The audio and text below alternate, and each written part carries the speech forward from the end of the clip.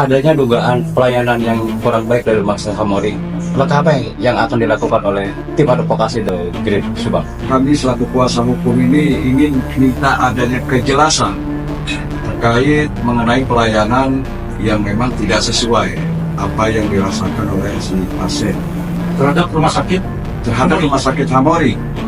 Nah, kalau memang tidak ada kejelasan dari pihak Rumah Sakit Hamori, nah kita akan lakukan tayangan surat somasi 1, 2, dan 3. Sekarang kita akan berikan tembusan itu ke Menteri Kesehatan bahkan ke Presiden.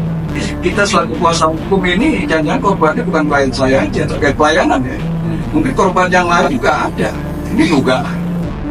Nah, ini kan bisa juga nanti di dalam ketika ini mencuat beritanya, ya biasanya sih ada laporan yang mungkin merasa itu ada pelayanan yang kurang enak gitu, kurang memuaskan. Nah, bahwa terkait pelayanan kan ada yang namanya diatur oleh undang-undang itu mengenai kewajiban rumah sakit dan kewajiban si pasien itu semua diatur. Melayangkan somasi itu, Pak? Ya segera secepatnya, karena penandatanganan kuasa juga pertanggal 29 sudah ditandatangani oleh si klien saya Pak Ahmad ya. Nah, itu akan segera kita tindak lanjuti kalau memang tidak ada keterangan dan kejelasan dari pihak rumah sakit apa yang kita rasakan. Ini masalah kemanusiaan, bukan bicara pembayaran. Saya sangat miris ya cerita dari klien. Keluarga yang lagi tunggu pasien sakit dibangunin, diisi form untuk membayar ditanya, bahkan itu sudah direkomendasi oleh bosnya, ya kan, yang bertanggung jawab masih diragukan juga. Nah, jadi saya melihat ini bukan sebatas pelayanan, tapi ada income yang harus masuk. Nah, kalau pihak rumah sakit bicara kemanusiaan, siapapun itu, dia harus tolong. Enggak melihat pembiayaan dia mampu atau tidak. Kalaupun tidak mampu, itu juga diatur juga. Kedua, bahwa klien saya juga bercerita tidak diberikan kasih makan, hanya diberikan susu. Ini pun secara medis ada penjelasan. Kalau orang sakit tidak diberikan makan atau nasi, itu kan mesti ada alasan.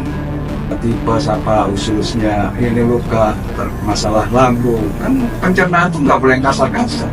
Harus ada penjelasan seperti itu secara medis. Itu kan medis, dokter yang menjelaskan. Ini tanpa ada penjelasan, yang dirasakan klien ini adalah tidak diberikan makan, hanya diberikan obat kapsul 1 kali. Yang kita tahu kalau di rumah sakit itu 3 kali minum obat, pagi, siang, sore. Ini yang dirasakan nggak ada.